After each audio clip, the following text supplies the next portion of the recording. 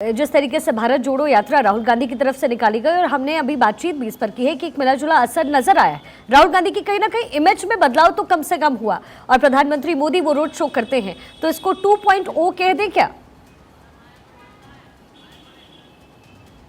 देखिए, हर political leader का उसको इस बात की आज़ादी होती है या किसी भी पॉलिटिकल पार्टी की कि वो दूसरी पॉलिटिकल पार्टी के सामने एक बड़ी लाइन खींचे। और अच्छा है कि राजनीति में एक दूसरे के पैर खींचने की जगह एक बड़ी लाइन खींचनी ज़रूरी है। 50 किलोमीटर की जो रोड शो प्रधानमंत्री मोदी ने किया था वो ऐतिहासिक है। लेकिन आपको बता दूं, राजनीति में खूबसूरती लोकतंत्र की। अमित शाह से ये सवाल पूछा गया कि राहुल गांधी ने भारत जोड़ो यात्रा निकाली, तो अमित शाह का जवाब था ये उनका पुरुषार्थ है, उनकी पार्टी के लिए, उनकी राजनीति के लिए। उन्होंने बहुत खूबसूरत जवाब दिया कि वो उनका पुरुषार्थ, उनकी मेहनत है। राहुल गांधी अक्टूबर 2 को भारत जोड़ो यात्रा .0 या पार्ट 2 कर रहे हैं, तो उसमें कितना बदलाव होता है वो गुजरात से के पोरबंदर से लेकर, क्योंकि गुजरात से ही वो आंदोलन शुरू हुए जिन्होंने देश को आज़ादी के पहले बदला और आज़ादी के बाद बदला। तब वो डांडी मार्च कहा जाता था, तब वो कुछ और। तो ये आंदोलन जो कभी पदयात्रा हो जाते हैं, कभी रोड शो हो जाते हैं, कभी बस में यात्रा हो जाती है, तो ये आंदोलन के अलग अलग वर्जन हैं जो राजनीति में रहने वाले लोग करते हैं या जो पहले आज़ादी से पहले जो संगठन हुआ करते थे वो करते थे। तो ठीक उसी तरह राहुल गांधी गुजरात के पोरबंदर से यात्रा निकालकर नॉर्थ ईस्ट जाने वाले हैं और वो राहुल गांधी के लिए ज़रूरी भी है, क्योंकि उन पर जो सवाल उठता था कि वो जनता के बीच में नहीं आते, वो लोगों से कनेक्ट नहीं करते, तो एक बार फिर उनको ये मौका होगा। कोशिश तो कम से कम राहुल गांधी की तरफ से की गई है अदिति कि अपनी इमेज बदली जाए, और अगर वोट बैंक में अगर बदलाव इससे हो जाए तो फिर इससे अच्छी बात कांग्रेस के लिए हो नहीं सकती। लेकिन अदिति, क्या परिवर्तन यात्रा से सत्ता की चाबी हाथ लग जाएगी?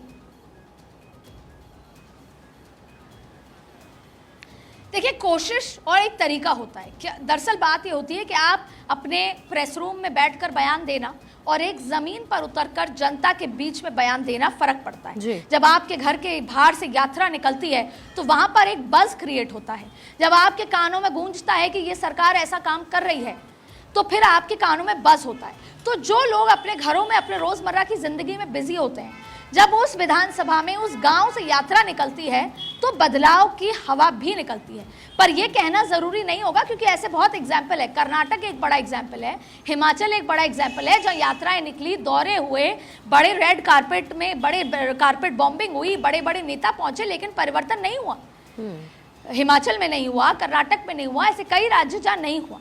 लेकिन ये कहना बहुत ज़रूरी भी है और बहुत इंपॉर्टेंट है, क्योंकि भारतीय जनता पार्टी कोई भी स्टोन अनटर्न्ड नहीं छोड़ती, वो अपने प्रयासों में कमी नहीं छोड़ती। यही वजह है कि परिवर्तन यात्राओं का जो इतिहास लंबे समय से चला आ रहा है वो राजस्थान और छत्तीसगढ़ में भी हो रहा है, मध्य प्रदेश में अलग तरीके से हो रहा है, वहाँ उनकी सरकार है।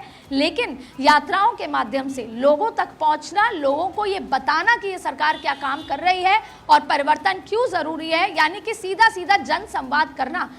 यात्राओं का एक बहुत बड़ा पहलू है जनसंवाद, जनता से कनेक्ट होना। जनता अपने घरों से निकल कर आती है और ऐसे में जो उम्मीदें हैं सरकार में वापस आने की, उस सरकार को गिराने की बढ़ जाती हैं। इसलिए कह सकते हैं, जो आपका सवाल है, कि परिवर्तन यात्रा से परिवर्तन करने के चांसेस बढ़ जाते हैं। और परिवर्तन करने के साथ ही अदिति, ये बात अलग है शिखा, जी बात पूरी कीजिए प्लीज।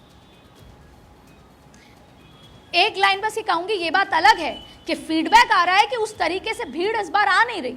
जनता से ज्यादा टिकटार्थी आ रहे हैं, टिकटार्थी अपने सीवी लेकर अपने समर्थकों के साथ आ रहे हैं, ये बात अलग है। लेकिन फिर भी परिवर्तन यात्रा जब निकाली जाती है, एक्सरसाइज होती है, तो कहीं ना कहीं बस क्रिएट होता है।